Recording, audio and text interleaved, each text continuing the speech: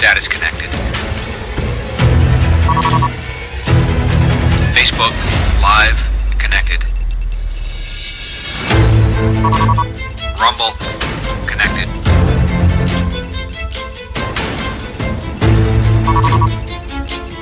Twitter X connected. LinkedIn connected. This is the booth. We are cleared to go live. Send the signal to the studio and go live.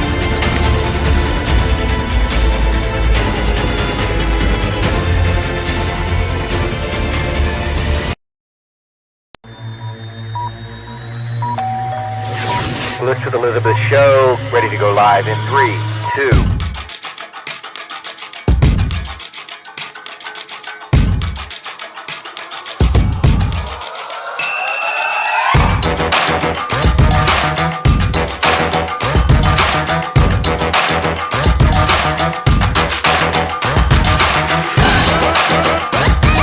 When you think selling and buying a home, When I think real estate, I think List with Elizabeth. Elizabeth Kline. Elizabeth Ann Kline. And here is the host of the List with Elizabeth show, Elizabeth Kline.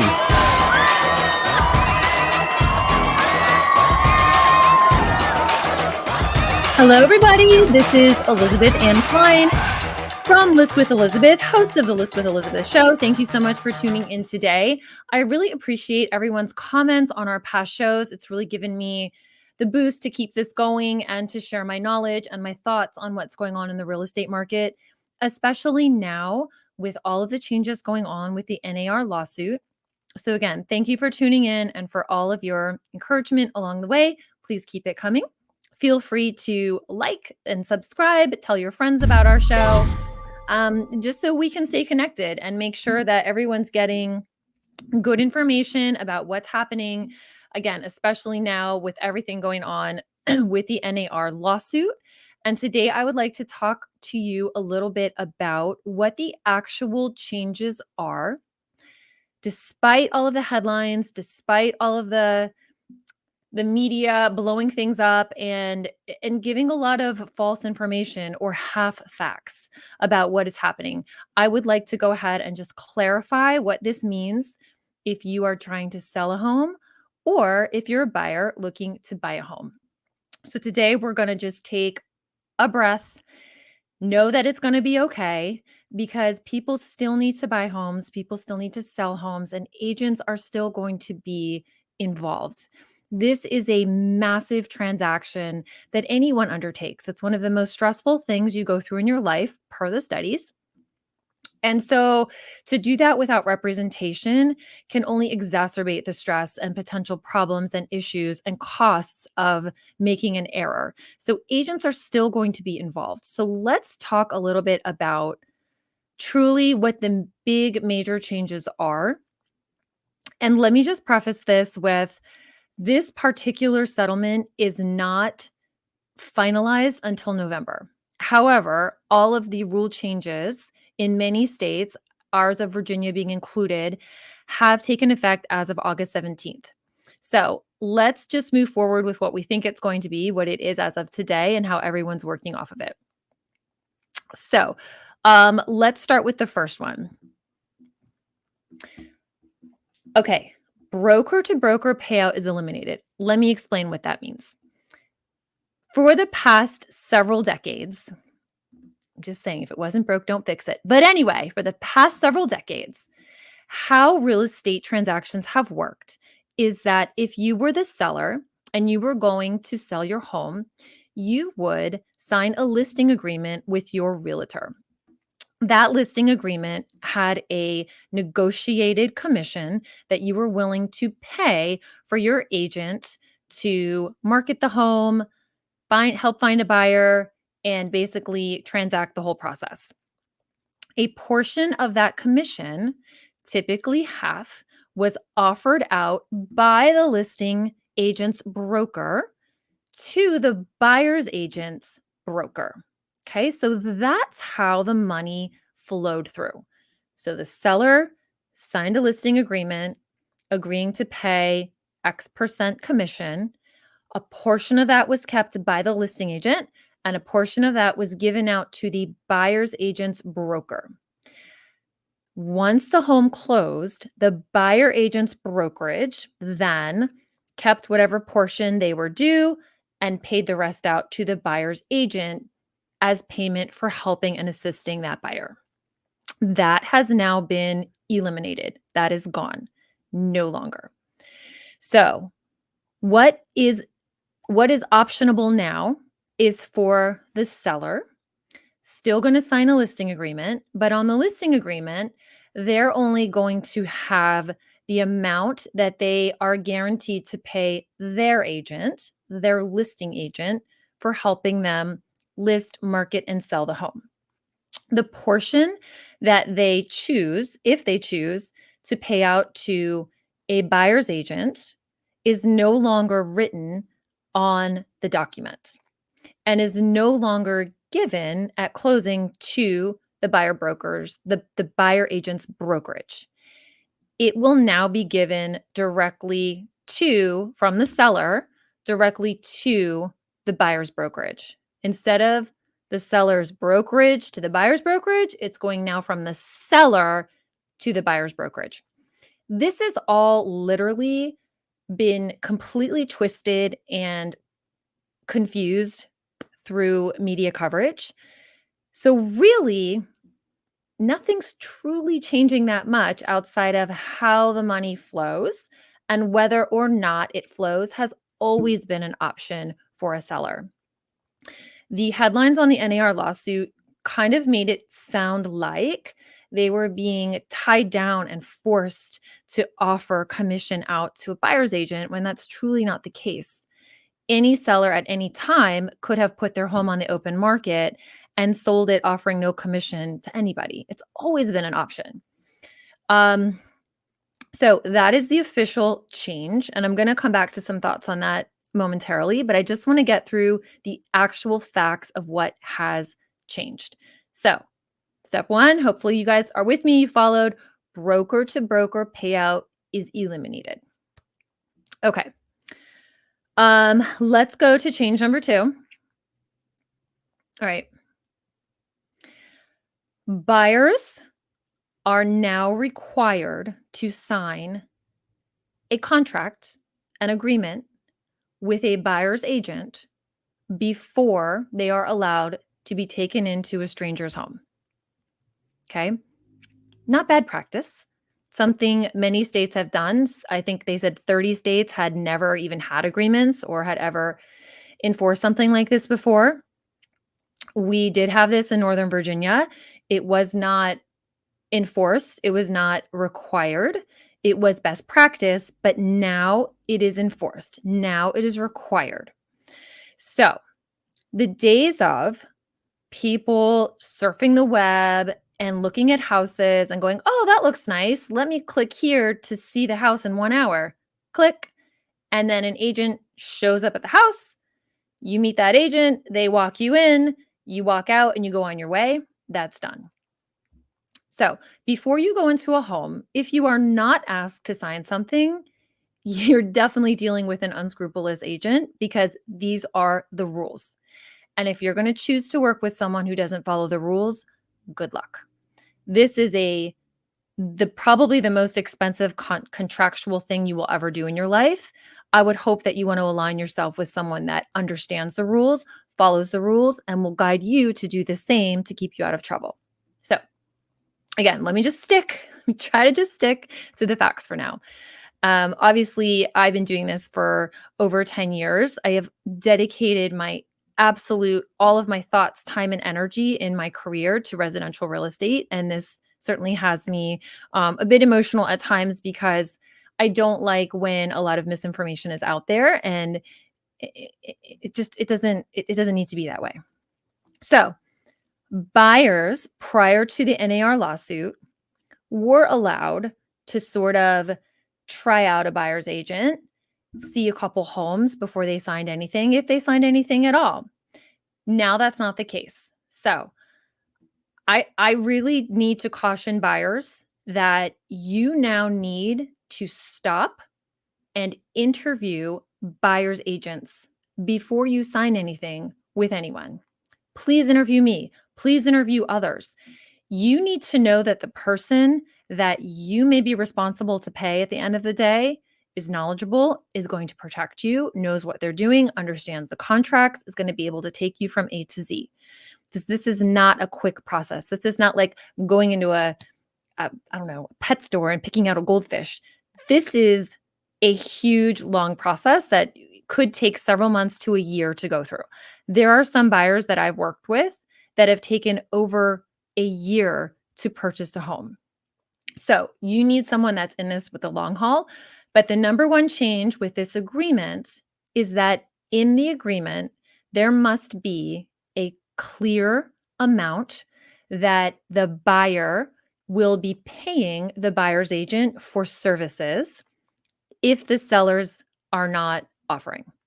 So let's say, for example, you want to see a property, and this particular property, the sellers are not choosing to pay any funds towards your buyer's agent's commission. You are responsible for coming up with that additional money at closing. That's the big change, and we're going to let it at that for now. Okay, let's go to change 3. All right. The MLS, as most of you probably know, is the mothership of where all the inventory goes, right? It kind of controls the whole marketplace. So as listing agents, when we get a listing, we're going to put that in what we call in our area Bright MLS. Our MLS then is where Zillow, Redfin, Realtor.com, all the outside public sites come into MLS, grab the info, and feed it out. So within the MLS, which is again the origin of all of the inventory, there used to be a display of what the seller's brokerage was willing to pay the buyer's brokerage in commission. That display field has been eliminated. Remember, because of point 1, there is no more seller brokerage to buyer brokerage payout. However, what is still legal and what is still optionable is now for the seller to offer brokerage to the buyer's broker, seller to buyer's broker, okay? Because it's not brokerage to brokerage, it's out of MLS. But that payment, that offer of compensation can be advertised anywhere except Bright MLS, which blows my mind, which makes me think, how many people are going to want to use MLS as their data source anymore? I mean, this is going to really change things. So, for example, let's say I'm representing you in the sale of your home, and you see the benefit in offering a buyout to the buyer's broker to cover the buyer's agent's fee. I can go ahead with your permission in writing, I can go ahead and advertise that anywhere. I can put a big sign in the yard that says seller willing to compensate up to X% for buyer's broker. I can hang a sign on the for sale panel. I can put signs all over the house. So when people go in to see, they can see the displays. I can advertise it on my Facebook page. I can put it anywhere. People can call me. I can tell them. So this isn't prohibiting sellers from cooperatively giving an incentive. It isn't prohibiting the advertising of it outside of on the MLS. Okay. So clarity in that. I think that's pretty clear. Let's move on. Okay. What I believe this is doing is this is creating what I'm going to call the new unprotected class of people. And that is buyers, and most specifically, first-time home buyers. When you are a first-time home buyer, when you're a first-time anything, you're at the beginning stages of learning the entire process, okay? And buying a home has a it's a process. It's a big process, an expensive process. And it's a process you don't want to get wrong when you go through it. If you are a new buyer and you are being forced to sign an agreement with a realtor before you even get started seeing a home, I don't think that's in the buyer's best interest. If you are a buyer and you are being asked to not only bring to closing your down payment, okay, let's call it 20% of the sales price, your own closing costs, which in our market are typically between 2.5% and 3% of the sales price, your moving costs. Now you're being asked to add your own buyer's agent's fee on top of that. Some buyers are not going to be able to do that. They can barely make it past the down payment and closing costs hurdle. So this change is now going to take a whole pool of buyers out of the market. It's going to take them out. Unless the sellers are co-oping, there are going to be homes in the market that buyers cannot physically move forward and purchase, when before they would have been able to. This is truly a detriment to our buyers. And when the buyer pool is going to be smaller, that means sellers are going to be getting less offers. And you know what the number one thing is that drives your price up of a house is multiple offers. So it's really a backwards situation for everybody involved. And one of the things nobody is talking about, I have not seen this once. If you've seen this, please reach out to me. Nobody's talking about the fact that they're making it out to be buyers versus sellers, right? This is not him versus her or us versus them. Think about this. Let's go to the next slide. Slide 5. The cycle of real estate is that you're both. You're not either a buyer for life or a seller for life. This is not a divisive thing. When you go through this cycle of real estate, you buy and then you sell, and then you buy and then you sell, and maybe you buy 3 and then you rent and then you sell. So when you are looking at this in a true cycle of the whole thing, every single home seller that jumped on board with this case, every single one had the benefit of having their represented agent paid at closing by the person that sold them their house. Every single one for decades. This is how it worked. This is how it works great. This is why home prices have continued to build, because buyers have been given the gift of representation. You know what representation is? It's education. Without education, a confused mind says no. So if you would like to buy real estate, but you can't really feel confident in moving forward without being educated, and some people cannot just read a book and be educated. They need to talk to someone. They need to say, look, here's my situation. Here's our income.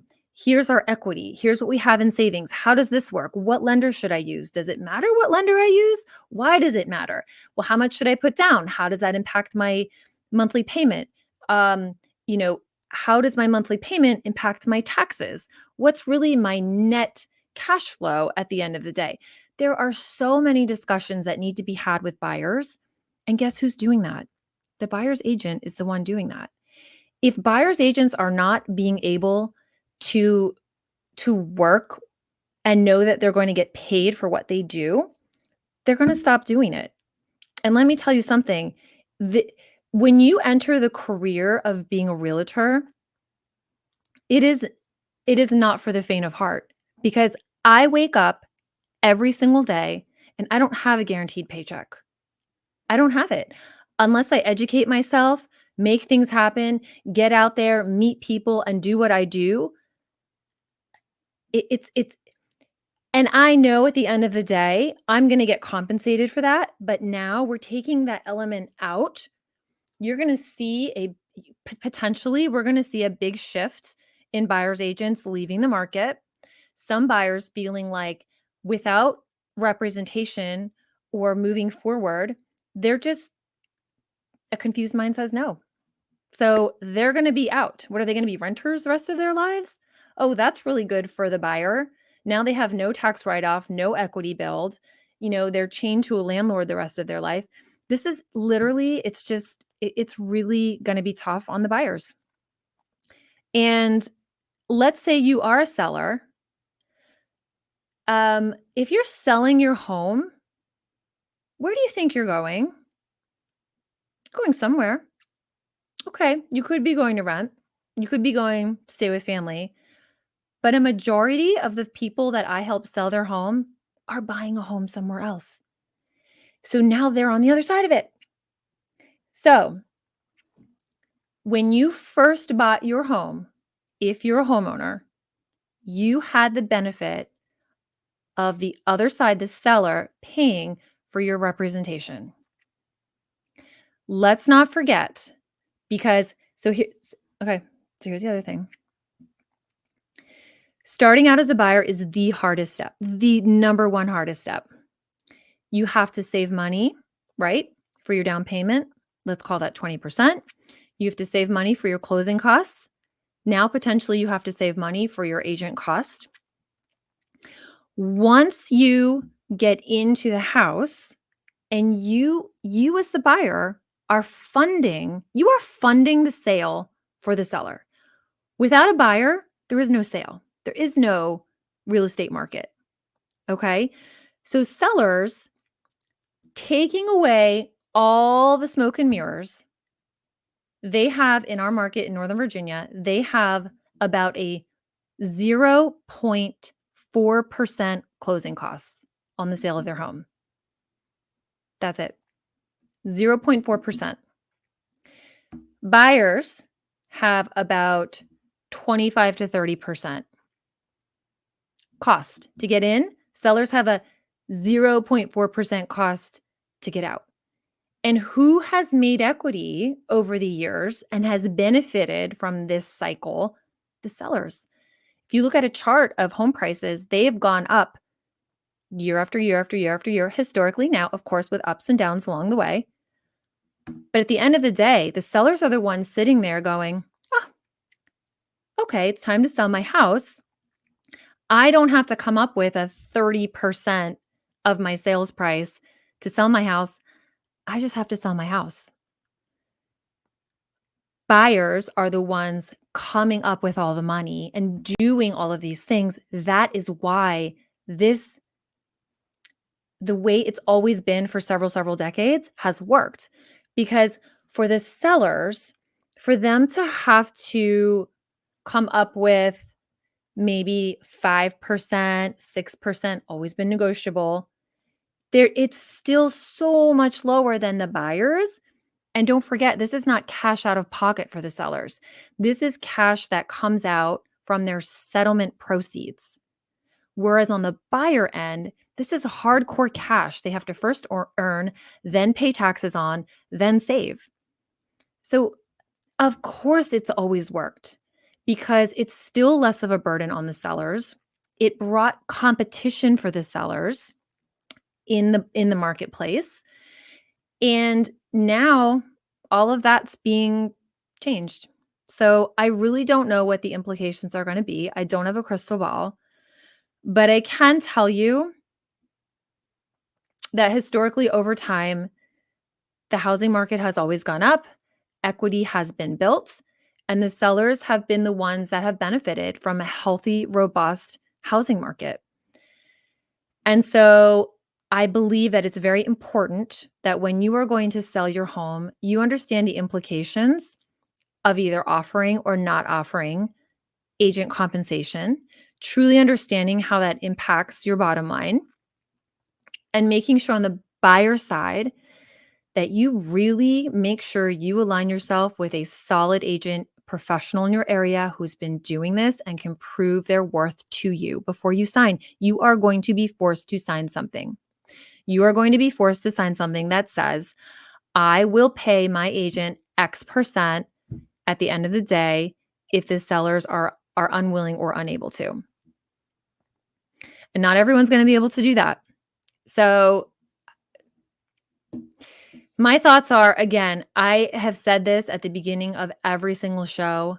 Make sure more now than ever, you are talking to a dedicated professional in your area. If you need someone in your area, reach out. I can find you someone. Happy to do that at no cost. Call us 703-829-LIST. Go to our website, listwithelizabeth.com. Email me, elizabeth@listwithelizabeth.com. Please reach out. This is the time when you need good guidance, good expertise, and these rules are going to continue to change. So for now, that's what we got. Thank you for joining us. Please subscribe, like, and share. And until next time, I am Elizabeth Ann Kline. Thanks for tuning in. You're ready to sell your home. Don't be silly and do it alone. You gotta get Elizabeth on the phone or go to listwithelizabeth.com.